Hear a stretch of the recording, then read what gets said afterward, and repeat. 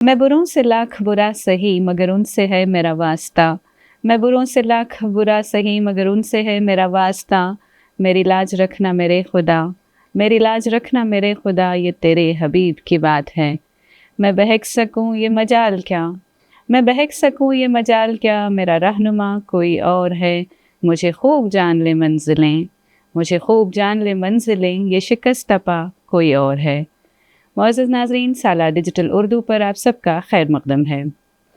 आज के इस मुबारक मौके पर हम बात करने वाले हैं अस्वे हुस्ना के उन पहलुओं पर जिसमें औरत का मुकाम और अहमियत नुमायां की गई है।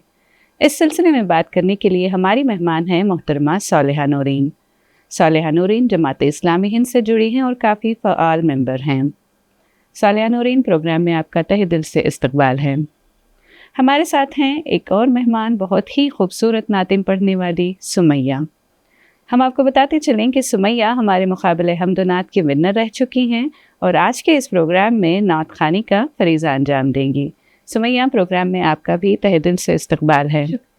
प्रोग्राम का आगाज़ करते हैं सुमैया की नात से। अऊज़ु बिल्लाहि मिनश शैतानिर रजीम, बिस्मिल्लाहिर रहमानिर रहीम।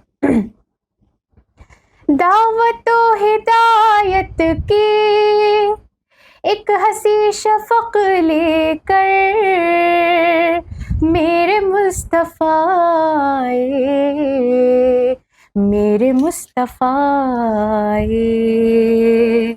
दावत व हिदायत की एक हसी शफ़क़ लेकर मेरे मुस्तफ़ा आए, मेरे मुस्तफ़ा आए।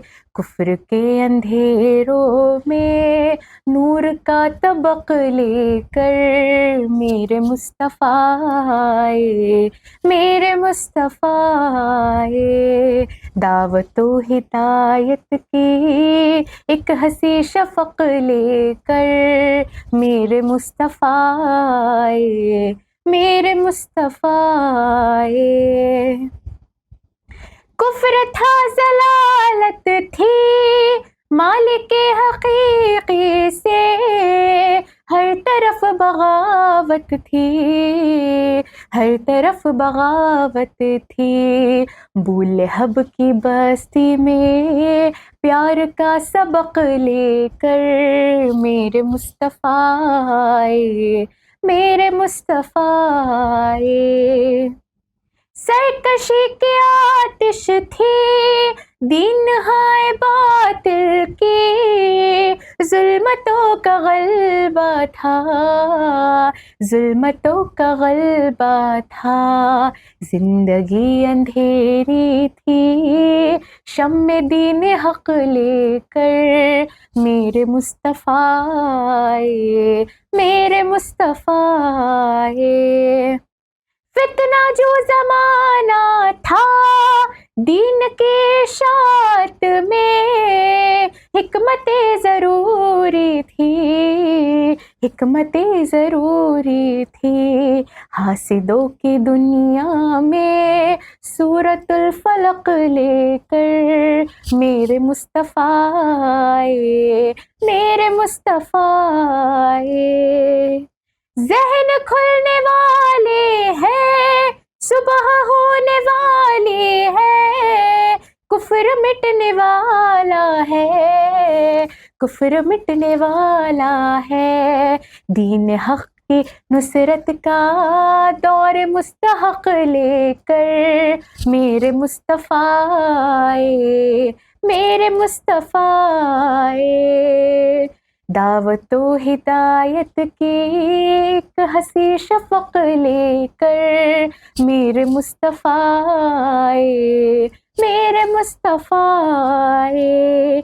कुफ्र के अंधेरों में नूर का तबक लेकर मेरे मुस्तफ़ा आए, मेरे मुस्तफ़ा आए, मेरे मुस्तफ़ा आए, मेरे मुस्तफ़ा आए।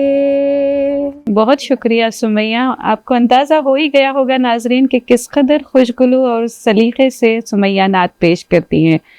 चलिए प्रोग्राम का आगाज़ करते हैं मोहतरमा सालिहा नूरीन की गुफ्तगू से। अब معزز ناظرین، آپ جانتے ہیں کہ اسلام نے عورت کو عزت، وقار اور حقوق کے ساتھ پہچان کرائی ہے۔ نبی اکرم صلی اللہ علیہ وسلم اس کی بہترین مثال ہیں، اور قرآن اور حدیث نے عورت کو روحانی اور سماجی برابری بھی عطا کی ہے۔ محترمہ صالحہ نورین، میں سب سے پہلے آپ سے یہ پوچھنا چاہوں گی کہ سورہ نساء کی آیت کے مطابق مرد عورتوں کے نگران ہیں اور ان پر مالی خرچ کرنے کے ذمہ دار ہیں۔ یہ آیت عورتوں کے تحفظ اور حضرت محمد صلی اللہ علیہ وسلم کے انصاف پر مبنی تعلیمات کو کس طرح ظاہر کرتی ہے؟ بسم اللہ الرحمن الرحیم۔ آپ نے سورہ نساء کی بات کہی تو اس میں اللہ تعالیٰ نے کہا ہے کہ الرجال قوامون علی النساء بما فضل اللہ بعضهم من بعض وبما انفقوا۔ مرد عورتوں پر نگران ہیں۔ بدقسمتی سے ہماری امت میں لوگوں نے اس کا کچھ غلط مطلب لیا ہے، اور ایسا سمجھا جاتا ہے کہ مرد قوام ہونے کا مطلب یہ ہے کہ مرد اپنی حکمرانی اور اپنا تسلط جمائے گھروں پہ، اور وہ جیسا چاہے، جیسی حکم دے ویسے عورت اس کام کو کرے، ہے نا۔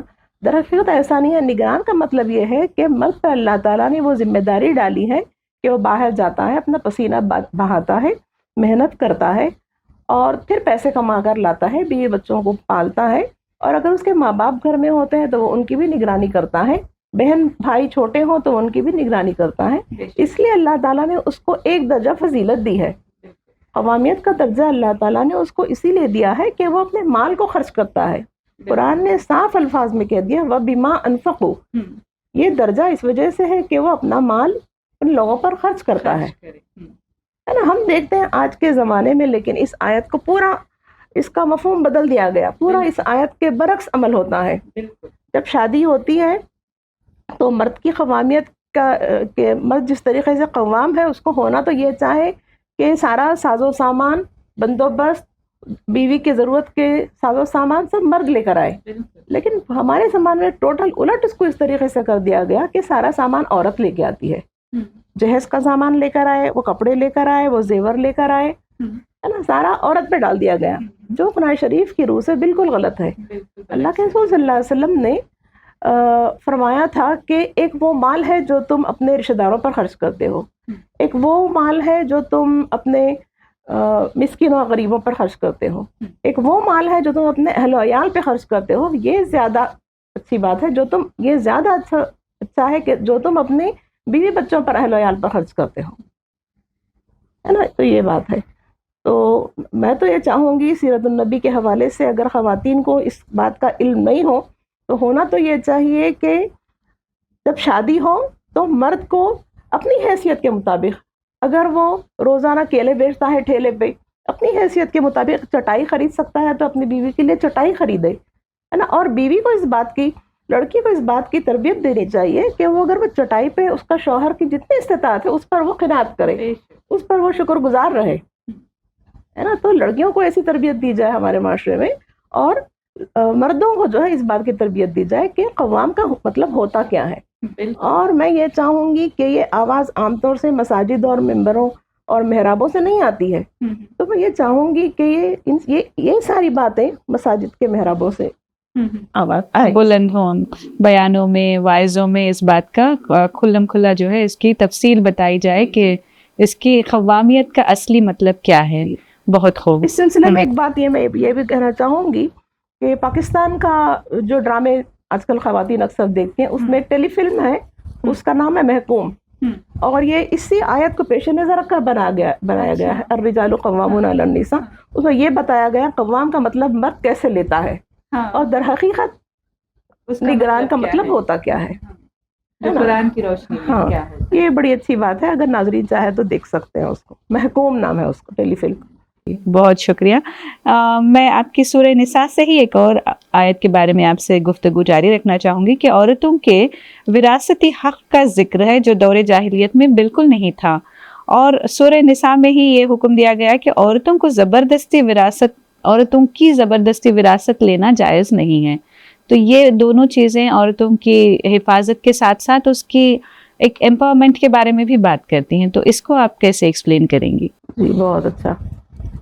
دیکھیے، اللہ کے رسول صلی اللہ علیہ وسلم کے زمانے میں عورتوں کو وراثت سے محروم رکھا جاتا تھا، یہ تو وہ بات ہے، جی۔ لیکن آج کی دنیا میں اس ترقی یافتہ دور میں بھی ہم دیکھتے ہیں خود 1908 تک انگلینڈ کے قانون کے مطابق بھی عورتوں کو وراثت میں حصہ نہیں دیا جاتا تھا. یہ تو اللہ کے رسول صلی اللہ علیہ وسلم کا ہم پر احسان ہے کہ آپ نے ہم کو اتنا امپاور کیا، اتنا امپاور بنایا عورت کو. اور سب سے پہلے عورت کی خود مختاری کی تحریک جو چلائی وہ پیارے رسول صلی اللہ علیہ وسلم نے چلائی.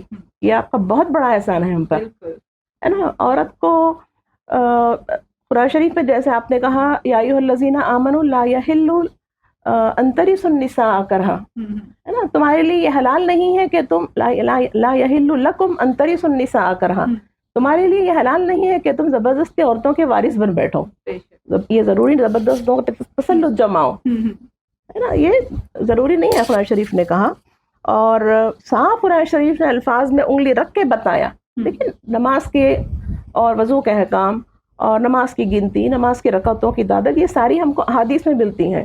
لیکن وراثت ایک ایسا قانون ہے کہ اللہ تعالیٰ نے وہاں پر ایک ایک شخص کا حصہ، ہے نا، انگلی رکھ کر بتایا کہ اس کو اتنا اتنا، فلاں فلاں کو اتنا اتنا حصہ ملے گا. باقاعدہ ڈیفائنڈ رولز ہیں، کوئی اس میں جول کی ضرورت ہاں، کسی قسم کی کوئی گنجائش نہیں ہے. اور جو وراثت میں ڈنڈی مارتا ہے اس کے بارے میں بڑی سخت وعیدیں آئی ہیں.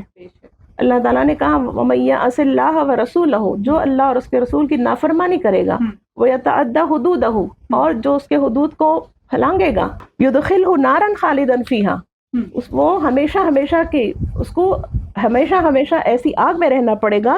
وَلَهُ عَذَابٌ مُهِينٌ، اور اس کے لیے بہت ہی ذلیل اور رسوا کن کر دینے والا عذاب ہے. یہ قرآن شریف کی آیت ہے ان لوگوں کے لیے جو وراثت میں ڈنڈی مارتے ہیں. آج ہم دیکھتے ہیں کہ غیر مسلم ہم پر انگلی اٹھاتے ہیں اور وہ ہمارے لیے قانون تجویز کرنا چاہتے ہیں.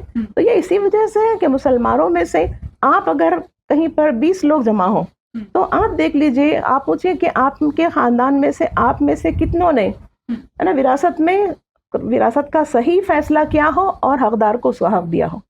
میں یقین کے ساتھ کہہ سکتی ہوں 2 کے علاوہ کوئی اور انگلی نہیں اٹھا سکتا، کیونکہ یہ وہ چیز ہے جہاں پر خاص طور سے عورت کو نشانہ بنایا جاتا ہے، اس کے حقوق مارے جاتے ہیں، ہے نا، اس کے میراث میں ڈنڈی ماری جاتی ہے، جو نہایت ہی بری بات ہے. اچھا، میراث میں ڈنڈی مارنے والے کچھ ہیلے ہیں، کچھ بہانے ہیں، کچھ عذر ہیں جو وہ پیش کرتے ہیں. وہ یہ کہ جیسے وہ کہتے ہیں، ان کا عذر یہ ہوتا ہے، وہ کہتے ہیں کہ شادی جب ہوتی، بہن کی جب شادی ہوئی تھی تو ہم نے خرچ کر دیا تھا، جہیز میں ہم نے بہت سارا پیسے دے دیا تھا، لہٰذا تم کو اس میراث میں حصہ نہیں ملے گا. یہ ایک عذر ہوتا ہے ان لوگوں کا. دوسرا یہ ہوتا ہے کہ جو کبھی عورت بیوہ ہو جاتی ہے اور دوسری شادی کر لیتی ہے تو پہلے شوہر کے سسرال والے اس کو وراثت میں حصہ نہیں دیتے ہیں، اور یہ سوچتے ہیں کہ اس نے دوسری شادی کر لی، اب اس میں اس کے پہلے شوہر میں نہ اس کا کوئی حق نہیں، نہ اس کے بچوں کا کوئی حق ہے. یہ ڈنڈی ماری جاتی ہے. تیسرا یہ کہ خاندان کے بڑے لوگ جن کو ہم بڑا مانتے ہیں وہ خود کہہ دیتے ہیں لڑکیوں سے کہ معاف کر دو ماں، ہے نا، اپنا حصہ معاف کر دو. زبردستی معاف کروایا جاتا ہے.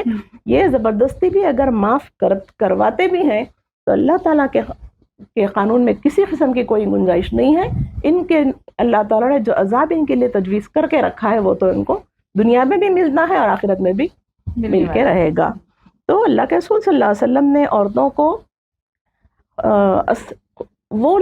وہ اشخاص جن کے حصے قرآن شریف نے مقرر کر کے رکھے ہیں، جن کو اصحاب الفروض کہا جاتا ہے، وہ جو 12 لوگ ہیں ان میں سے ہم دیکھتے ہیں کہ 8 خواتین ہیں اس میں. اچھا، ان میں سے 8 خواتین ہیں جن کو وراثت میں حصہ ملنا ضروری ہے. تو یہ ساری چیزیں ہیں ہمارے مذہب میں، ہمارے اسلام میں. تو لوپ ہول گڑبڑ اور یہاں ہے کہ ہم عورتوں کو وراثت میں حصہ نہیں دیتے ہیں. تو میں سیرت النبی صلی اللہ علیہ وسلم کے اس مہینے کی مناسبت سے اپنے ناظرین سے یہی گزارش کروں گی کہ عورتوں کو ضرور بضرور وراثت میں ان کا جو حصہ ہے وہ متعین کر کے دیں. یہ شادی کے بہانے اور لڑکی کی دوسری شادی ہو جائے اس کے بہانے ہرگز نہ دنیا میں چلیں گے نہ آخرت میں اللہ تعالیٰ کے حضور چلنے والے ہیں. اچھا، میں اسی سلسلے میں ایک اور بات آپ سے پوچھنا چاہ رہی تھی کہ اسلام میں لڑکی کو 1 حصہ اور لڑکے کو 2 حصے دیے گئے ہیں، حالانکہ شروع میں کسی بھی مذہب نے عورت کو کوئی حصے کی مقرری نہیں کی تھی. جب اسلام نے لڑکی کو 1 حصہ اور لڑکے کو 2 حصے مقرر کیے تو اس پر اب موجودہ دور میں اس پر اعتراضات ہونے لگے ہیں کہ عورت کے ساتھ ناانصافی ہے، 1 اور 2 کے بیچ میں ان کے پاس ریشیو ہے کر کے. تو اس کا جواز کیسے پیش کریں گے آپ؟ دیکھیے مرد کو جو پیسہ ملتا ہے وراثت پر جو پیسہ آتا ہے وہ اس لیے اس کو زیادہ ملتا ہے کیونکہ وہ اپنے بیوی پر خرچ کرتا ہے, اپنے بچوں پر خرچ کرتا ہے, ان کے ضرورت کا سامان مہیا کرتا ہے, ان کے ڈاکٹروں کا علاج کے لیے پیسہ لگاتا ہے. اس مرد کے لیے ضروریات ہیں جو خرچ کرنا ہوتا ہے, لہٰذا اس کو زیادہ دیا گیا. عورت کو جو پیسہ ملتا ہے اس پر کسی قسم کی کوئی معاشی ذمہ داری نہیں ڈالی گئی کہ وہ اس پیسے کو خرچ کرے. بالکل, وہ چاہو تو کپڑے خریدے, وہ چاہو تو زیور خریدے, وہ چاہو تو رکھ لے, وہ چاہو تو اپنے بچوں پر, کچھ بھی ذمہ داری نہیں ڈالی ہے عورت پر. مرد پہ ذمہ داری ڈالی ہے, اس لیے لہٰذا جو ہے مردوں کو حصہ مل رہا ہے. یہ بہت خوبصورت جواز ہے ناظرین کہ مرد کے 2 حصے اس لیے طے ہیں کہ اسے ذمہ داریاں نبھانی ہوتی ہیں اور عورت محض اس کو پاکٹ منی کی طرح لیتی ہے, وہ اپنی طرح سے, اپنی خوشی سے, اپنی مرضی سے استعمال کر سکتی ہے, اس لیے یہ ایک حصہ اس کے لیے مقرر کیا گیا ہے. تو یہ خوبصورت جواز ہے اور اس پر کوئی اعتراض نہیں ہونا چاہیے. سلسلہ جاری رکھتے ہیں گفتگو کا. میں سمیہ سے درخواست کروں گی کہ ایک اور نعت ہمارے ناظرین کے پیش نظر کریں. بسم اللہ الرحمن الرحیم. اے دل مضطرب ہوش میں آ ذرا, کون کہتا ہے فکر و نظر چاہیے. اے دل مضطرب ہوش میں آ ذرا, کون کہتا ہے فکر و نظر چاہیے. بات ایمان کی ہے اور پھر غیب پر, اس میں کامل یقین خاص کر چاہیے.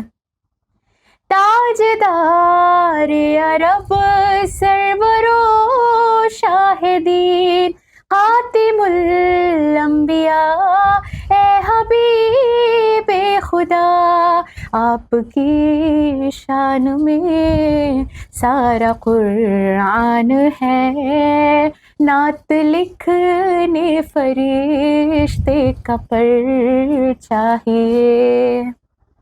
زندگی کے لیے زندگی آپ کی ہے مکمل نمونہ, کوئی شک نہیں. اس پہ چلنا مگر اتنا آسان نہیں, اس پہ چلنے کو دل اور جگر چاہیے. کیا زمین آسمان, کیا شجر کیا حجر, کلمہ پڑھتے رہے سب کے سب آپ کا, یہ حقیقت ہے اس میں کوئی شک نہیں. ہر کسی کو مدینے کا در چاہیے. جب کہ سایہ نہیں کوئی ثانی نہیں, آپ کے بعد ہوگا نہ کوئی نبی. ایسے حالات میں کیسے کہہ دوں بھلا, پھر زمانے کو خیر البشر چاہیے. اے دل مضطرب ہوش میں آ ذرا, کون کہتا ہے فکر و نظر چاہیے. بات ایمان کی ہے اور پھر غیب پر, اس میں کامل یقین خاص کر چاہیے. اس میں کامل یقین خاص کر چاہیے. اس میں کامل یقین خاص کر چاہیے. بہت خوبصورت, بہت خوبصورت, شکریہ سمیہ. سلسلہ پھر ہم شروع کرتے ہیں کہ میں آپ سے یہ پوچھنا چاہ رہی تھی, ایک بہت ہی کنٹروورشل ایک یہ ہے ایشو ہے کہ صحیح بخاری کی حدیث میں ہے کہ عورت کے ساتھ اچھا سلوک کرو کیونکہ وہ پسلی سے پیدا ہوئی ہے اور پسلی تھوڑی ٹیڑھی ہوتی ہے. ایک تو یہ بات ہے, दूसरे ये एक और वाक़या है कि हज़रत अनस बिन मालिक रज़ी अल्लाह अन्हु रिवायत करते हैं कि रसूलुल्लाह सल्लल्लाहु अलैहि वसल्लम एक सफ़र में थे और आपके साथ आपके खादिम अंजशा थे जो ऊँटों को हाँकते हुए तरन्नुम से अशार पढ़ रहे थे, और इस अशार पढ़ने की खूबसूरती की वजह से ऊँट तेज़ी से चलने लगे थे। तो तब रसूलुल्लाह सल्लल्लाहु अलैहि वसल्लम ने फरमाया, ए अंजशा, आहिस्तगी से हाँको, क्योंकि तुम्हारे साथ शीशे के मानिंद नाजुक औरतें हैं। तो ये दो कॉन्ट्रास्ट चीज़ें हैं, एक तो पसली से पैदा हुई हैं, टेढ़ी हैं, दूसरा शीशे के मानिंद नाजुक हैं। तो इसमें औरतों के वजूद और उनके नेचर के बारे में क्या चीज़ें वाज़ेह होती हैं, मैं आपसे जानना चाहूँगी। जी, बहुत अच्छा।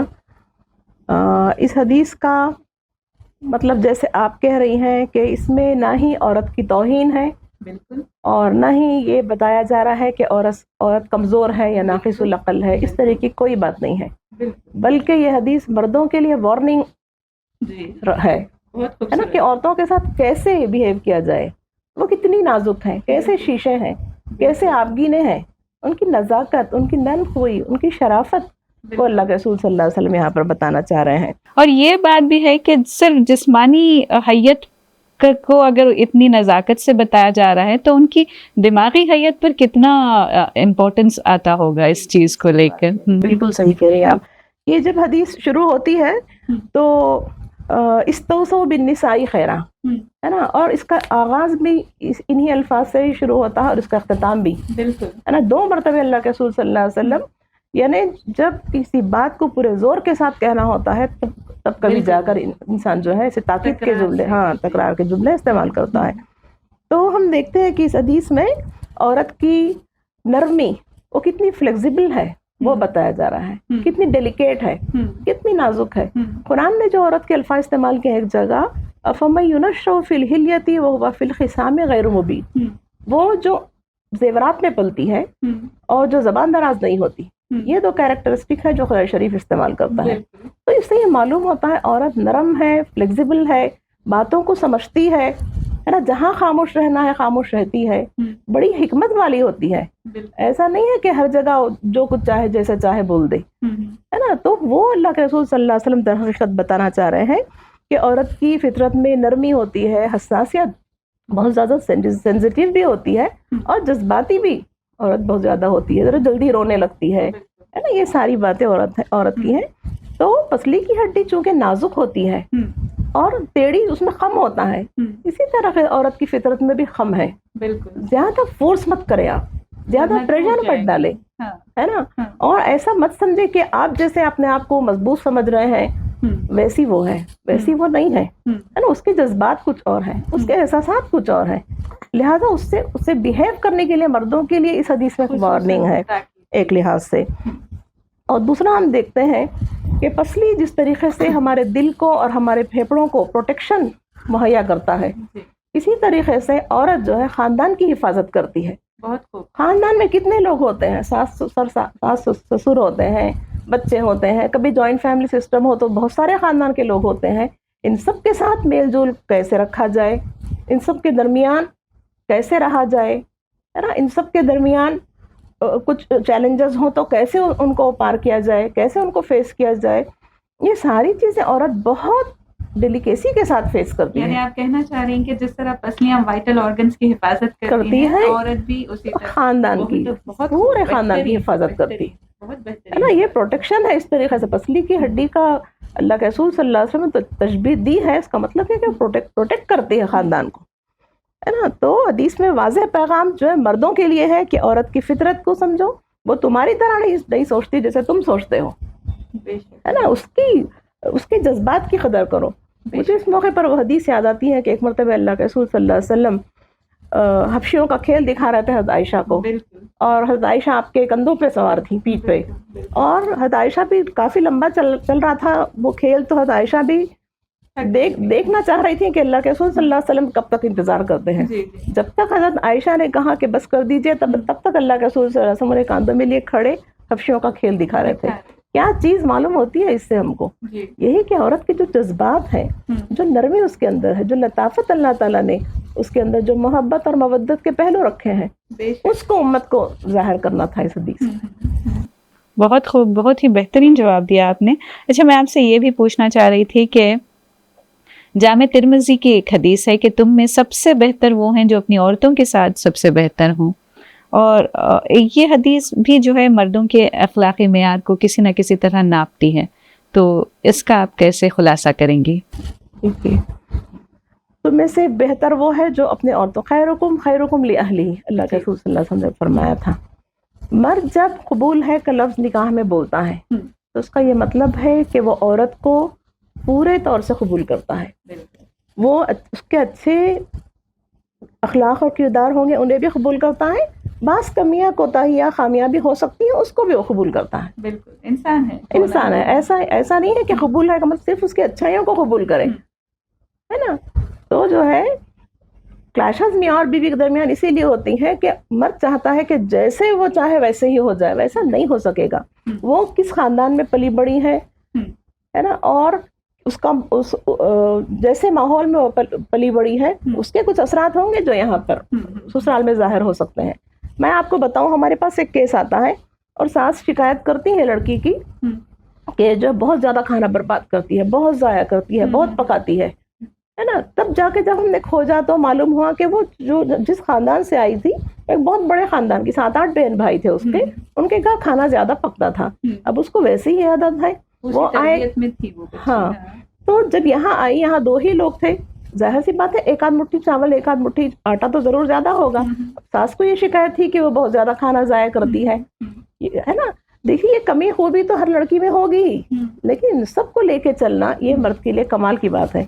اور جب تک مرد عورت سرٹیفکیٹ نہ دے اللہ تعالیٰ کے سامنے، یہ بڑی بات ہے. یہ بہت خوبصورت، یہ میرے لیے بہت اچھا ہے، تب جا کے اس کو جنت کا سرٹیفکیٹ ملے گا. ہاں یہ بہت خوبصورت بات کہی ہے آپ نے. اللہ کے رسول نے کہا تھا جو تم کھاتے ہو اسے کھلاؤ، جو تم پہنتے ہو اسے پہناؤ، ایون جو تم ایک لقمہ اس کے منہ میں ڈالتے ہو یہ بھی تمہارے لیے صدقہ ہے. کتنی پیاری بات ہے نا. اگر ان چیزوں پہ ہماری امت کے عام طبقہ بھی عمل کر لے تو ہمارا معاشرہ سدھر جائے. ہے نا، کیا چاہیے عورت کو، ہے نا، کیسے ایک مرد جو ہے عورت کے لیے بہتر ہو سکتا ہے. مرد جب تھکا ہارا آتا ہے، پسینے میں نہایا ہوا، محنت مزدوری کر کے، عورت جو محبت کے ایک بول دے، کچھ اچھا سا کھانا اس کے لیے سجا دے، کیا بولے گا اس کے جو الفاظ ہو سکتے ہیں، ہے نا. یہ ایک وقت کا کھانا 3 وقت کے کھانے کے برابر ہے. بس یہ بھی تھکی ہوئی ہوتی ہے، ایسا نہیں ہے، یہ بھی دن بھر کی تھکی ہاری ہوتی ہے. بچوں کے اسکول بھیجنا، بچوں کے یونیفارم، بچوں کے ٹفن، سے سارے کام اس کے بھی ہوتے ہیں. اگر ایک جملہ اس کے یہ بات اس کے ذہن میں آ جائے، واہ کھانے میں مزہ آ گیا، ساری تھکن اس کی اتر جاتی ہے. بس اتنے ہی ایک جملہ جو ہے ساری تھکن کو دور کر دینے کافی ہو جاتا ہے. یہ معاملہ جب ہمارے سماج میں ہوگا تو ظاہر سی بات ہے ہر شوہر اپنے اہل و عیال کے لیے بہت ثابت ہوگا. تو سنن نسائی کی روایت میں نبی کریم صلی اللہ علیہ وسلم نے فرمایا کہ دنیا سے 3 چیزیں مجھے بہت پسند ہیں، عورتیں، خوشبو اور میری آنکھوں کی ٹھنڈک نماز میں ہے. یہ دنیاوی محبت اور دین کے درمیان توازن کو کس طرح ظاہر کرتا ہے؟ دیکھیے، عورتوں کے لیے مردوں کی خواہش اور مردوں کے لیے عورت کی خواہش ایک فطری جذبہ ہے جو اللہ تعالیٰ نے، ہے نا، ہر انسان کے دل میں رکھا ہے. تو اللہ کے رسول صلی اللہ علیہ وسلم کی عورتیں پسند تھی، ہے نا، عورتوں سے تعلقات پسند تھے، جس کا اظہار آپ صلی اللہ علیہ وسلم نے کیا. اگر یہ بات اللہ کے رسول نہیں کہتے تو امت کے لیے ایک تردد پیدا ہو جاتا، کیا ہم اپنی عورت سے محبت کا اظہار کر سکتے ہیں کہ نہیں. اپنی عورت سے جس طریقے سے ہم محبت کرتے ہیں اس کا اظہار ہم لوگوں کے سامنے کر سکتے ہیں کہ نہیں. ایک شبہ والی بات ہو جاتی تھی. آپ صلی اللہ علیہ وسلم نے اس چیز کو مٹایا نا، اور لوگوں کو ذہن میں یہ بات ڈالی کہ یہ ایک فطری خواہش ہے جس کی توثیق اللہ کے رسول صلی اللہ علیہ وسلم نے کی ہے. اسلام ان خواہشات کو بری نگاہ سے نہیں دیکھتا ہے، بلکہ یہ ایسی خواہشات ہیں جو اللہ پاک نے انسان کے اندر ودیت کی ہے، اور ان خواہشات کا حلال اور پاکیزہ طریقے سے ان خواہشات کو حلال اور پاکیزہ طریقے سے پورا کرنے کی ترغیب ہم کو ملتی ہے. اللہ کے رسول صلی اللہ علیہ وسلم نے یہی بتایا اس حدیث میں. اس کے بعد ہم دیکھتے ہیں پیارے نبی نے ان 2 چیزوں کا تذکرہ کرنے کے بعد، عورت اور خوشبو کا تذکرہ کرنے کے بعد، تیسری چیز بتائی نماز. میری آنکھوں کی ٹھنڈک نماز میں رکھ دی گئی ہے.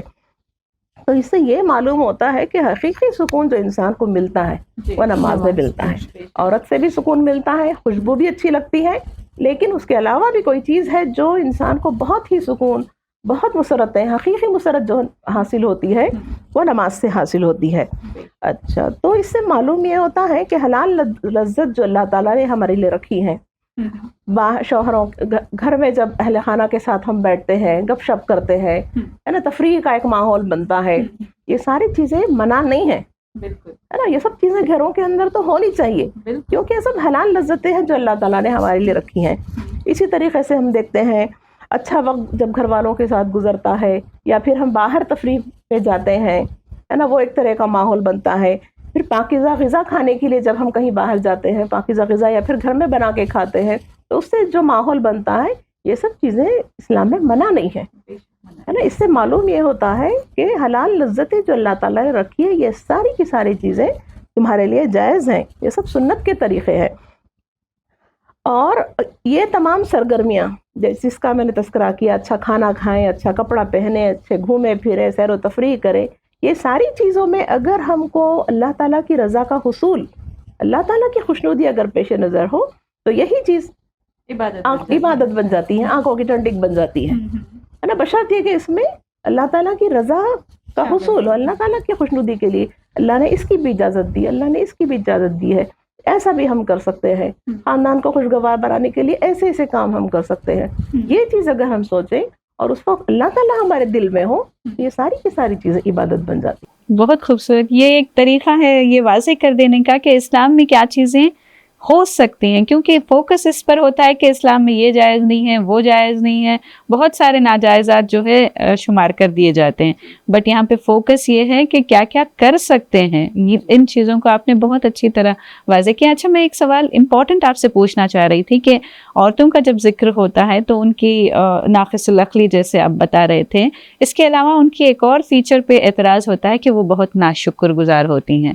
تو اس پہ آپ کیا کہنا چاہیں گے؟ کیونکہ اس سے متعلق ایک حدیث بھی ہے کہ حضور صلی اللہ علیہ وسلم نے فرمایا تھا کہ جہنم میں جو ہے ناشکر عورتوں کو دیکھا ہے انہوں نے کر کے، ناشکری عورتوں کو. تو اس پہ آپ کیا کہنا چاہیں گی؟ یہ میں تو کہوں گی کہ ہر عورت تو ناشکر گزار نہیں ہوتی ہوگی، ہے نا. ایک عام بات تھی جو اللہ کے رسول صلی اللہ علیہ وسلم نے بالکل کہی تھی ہوگی، ہے نا. شکر گزاری کا مطلب یہ ہے کہ ہم کو 10 کپڑے مل جائیں تب ہم شکر ادا کریں، یہی نہیں ہے. ایک کپڑا بھی اگر شوہر اپنی حیثیت سے محبت کے ساتھ لے کر آتا ہے اور عورت اس کو زیبتن کر کے خوش ہوتی ہے، تو یہ در حقیقت شکر گزاری ہے، ہے نا. شکر گزاری ہے کوئی ہمارے گھر مہمان آئے اور ہم کو کوئی تحفہ دے، اور 2-3 دن بعد وہ ہمارے گھر آئے اور دیکھے وہ جو تحفہ اس نے دیا تھا وہ صوفے میں پڑا ہوا تھا، کیا سمجھے گا وہ؟ اس کو معلوم ہو جائے گا نا یہ میرے کتنے شکر گزار ہیں، ہے نا. شکر گزاری صرف یہ بھی نہیں ہے کہ صرف دنیا کی چیزوں میں شکر گزاری ادا کی جائے، ہے نا. آنکھ اللہ تعالیٰ کی کتنی بڑی نعمت ہے نا، دل اللہ تعالیٰ کی کتنی بڑی نعمت. یہ انسان اپنے اعضاء کا بھی کے بارے میں بھی دیکھے اور شکر گزاری ادا کرے. تو میں یہ سمجھتی ہوں کہ مرد کی جتنی استطاعت ہے تو عورت جو ہے اس پر خیرات کرے اور اس پر مطمئن رہے اور اس پر شکر گزاری کرے، تو یہ در حقیقت شکر گزاری ہے، بڑی بات ہے. جی، میں آخر میں آپ سے پوچھنا چاہوں گی کہ آپ ان عورتوں اور مردوں کے لیے کیا پیغام دینا چاہیں گے جو یہ دعویٰ تو کرتے ہیں کہ انہیں حضور صلی اللہ علیہ وسلم سے بے انتہا محبت ہے، جب ان کے بتائے ہوئے طریقوں پر چلنے کی بات آتی ہے تو وہ یہ محبت کو بھی سائڈ لائن کر دیتے ہیں. تو ان کے لیے آپ کیا کہنا چاہیں گے؟ سر جی دیکھیے، سیرت النبی کا مہینہ ہر سال آتا ہے اور لوگ جیسے آپ کہہ رہی ہیں کہ اس کو جلسے جلوس میں اس کو صرف کر دیتے ہیں. حقیقت یہ ہے کہ اللہ کے رسول صلی اللہ علیہ وسلم کی باتوں کو آج امت تک پہنچانے کی ضرورت ہے، اور خود مسلمان بھی عورتوں سے آپ پوچھیں ان کو ان کے حقوق نہیں معلوم ہے. ہمارے ہاں بار بار اجتماعات میں ہمارے ہفتہ وار اجتماعات ہوتے ہیں، جانا ہوتا ہے. مہر کے بارے میں ایک مرتبہ میں نے عورتوں سے پوچھا کہ آپ میں سے کتنے شوہروں نے مہر دیا ہے، تو 40 خواتین تھی، 10 نے ہاتھ اٹھائے کہ دیے ہیں. اور اس میں سے کچھ نے کہا، میں نے کہا کہ آپ کا حق ہے، آپ کو لینا چاہیے. تو ایک عورت کہتی ہے آئندہ سے اگر میں جا کے بولوں گا آئندہ سے اجتماع کو نہیں بھیجتے انہوں. ایک عورت نے کہا کہ میں نے کہا تھا باجی ایک مرتبہ پہلے بھی آپ بولی تھی، تو جب میں نے شوہر سے پوچھا انہوں نے کہا روزانہ 1-1 روپے دے دیتا ہوں. روزانہ 1 روپے، ہے نا. تو اس سے معلوم ہوتا ہے کہ عورت کو خود اس کے حقوق نہیں معلوم ہے. مسلمان عورت کو خود اس کے حقوق نہیں معلوم ہے. تو مسلمان عورت سے میں کہنا چاہوں گی کہ اللہ کے رسول صلی اللہ علیہ وسلم نے اور اللہ تعالیٰ نے جو حقوق ان کے لیے متعین کیے ہیں ان کے بارے میں پڑھیں، سوچیں، سمجھیں، ہے نا. کوئی گری ہوئی چیز نہیں ہے عورت، ہے نا، بلکہ اللہ کے رسول صلی اللہ علیہ وسلم نے ہر لحاظ سے اس کو اتنا اونچا مقام عطا کیا ہے. بیٹی کی حیثیت سے، ماں کی حیثیت سے، بیوہ کی حیثیت سے، ایک عورت کی حیثیت سے کہا دنیا کلھا متاعن، دنیا پوری کی پوری ساز و سامان ہے، قیمتی چیز ہے. وخیر المتاع الدنیا المرأۃ الصالحہ، اور ان ساری دنیا کی چیزوں میں سب سے بہترین اگر کوئی ہے تو نیک عورت ہے. نیک عورت. تو نیک عورت کیسے بنتے ہیں، ہے نا. اللہ کے رسول نے ہم کو کیا حقوق دیے ہیں. عورتیں، مسلمان عورتیں اپنے حقوق کو جانیں، سمجھیں، پڑھیں اور اس پر عمل کریں، ہے نا. اور مردوں سے بھی یہ گزارش کریں گے ہم کہ کوئی گری پڑی چیز، کوئی سستی چیز نہیں ہے، بلکہ اگر دیکھا جائے تو اللہ تعالیٰ نے بہت اونچا مقام ہم کو عطا کیا ہے نا. تو یہ پیغام دینا چاہیں گے. اور اس وقت ہندوستان ہمارا ملک جن حالات سے گزر رہا ہے اور اس میں غیر مسلموں کی طرف سے جو بار بار ہم پر الزامات کی بوچھار کی جا رہی ہے اور خاص طور سے عورتوں کے ایشوز کو لے کر، ہے نا، اس میں ہم ان لوگوں کو بتائیں کہ حقیقت ہے کیا، بالکل ہے نا، حقیقت کیا ہے یہ ہم ان لوگوں کو بتائیں. ہمارے جو اجتماعات ہوتے ہیں اس میں پرچار کریں، سوشل میڈیا میں اس کے بارے میں لکھیں، بولیں اور یہ بتائیں کہ اللہ کے رسول صلی اللہ علیہ وسلم کی پیاری تعلیمات کو عام کرنا ہی حقیقت میں اللہ کے رسول صلی اللہ علیہ وسلم سے محبت کا تقاضا ہے. تو یہ تعلیمات واضح کرتی ہیں کہ عورت ایمان اور سماج کی بنیاد ہے.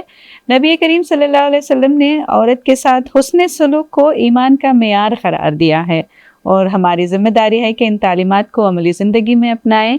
پروگرام کے آخر میں میں سمیہ سے سلام کی درخواست کرتی ہوں. بسم اللہ الرحمن الرحیم.